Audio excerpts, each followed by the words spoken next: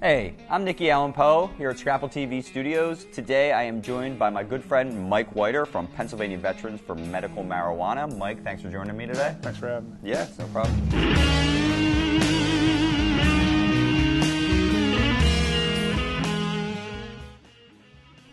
Mike, tell us a little bit first about your history in the military. I was in the Marines for 11 years. I got hurt in 2005, got out in 2006. When I got out, I got sent to the Department of Veterans Affairs, the hospital over there, and they instantly just put me on medication.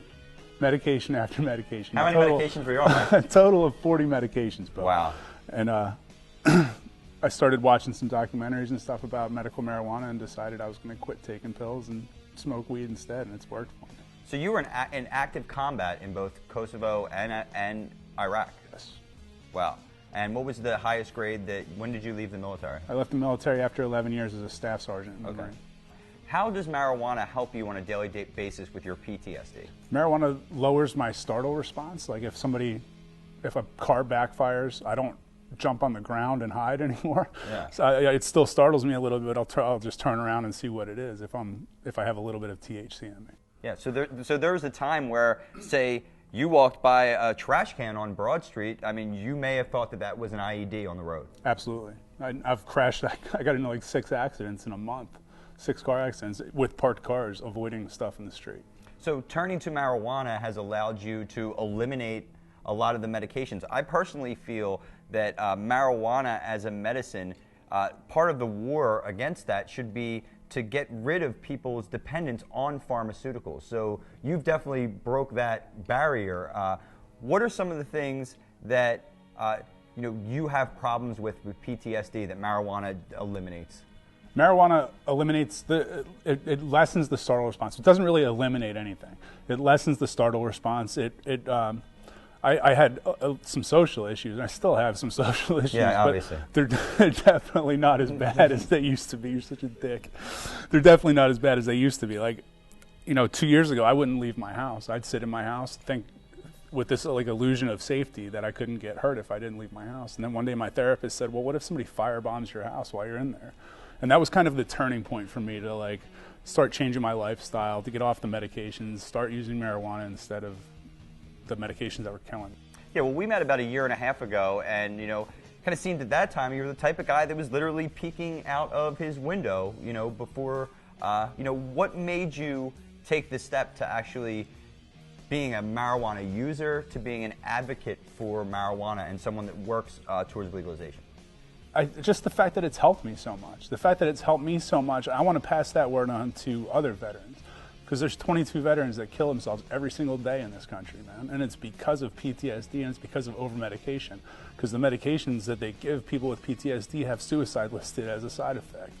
And these guys are already suicidal. Yeah, well, support our troops is probably my favorite bumper sticker, but I feel that when veterans do come back, it's very hard to reassimilate to society. A lot of benefits are cut or wrangled over to a certain extent. So do you feel that the government is abandoning our veterans when they do return home? Yes.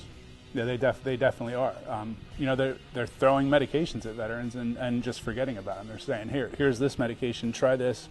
If this doesn't work, come back, we'll give you something else. And they're not giving them the reassimilation that they need when they get back from the combat zone.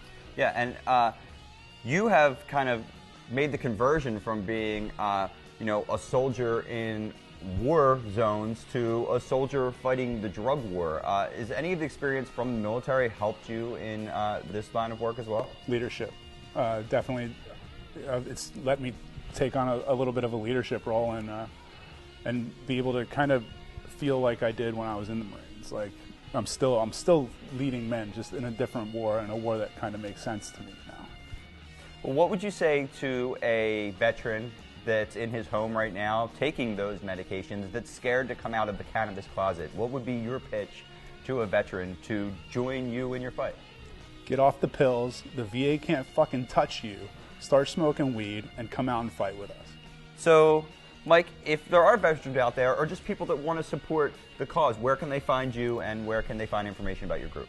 You can find me at mwhiter@gmail.com, mwhiter@gmail.com. You can go to Facebook, www.facebook.com/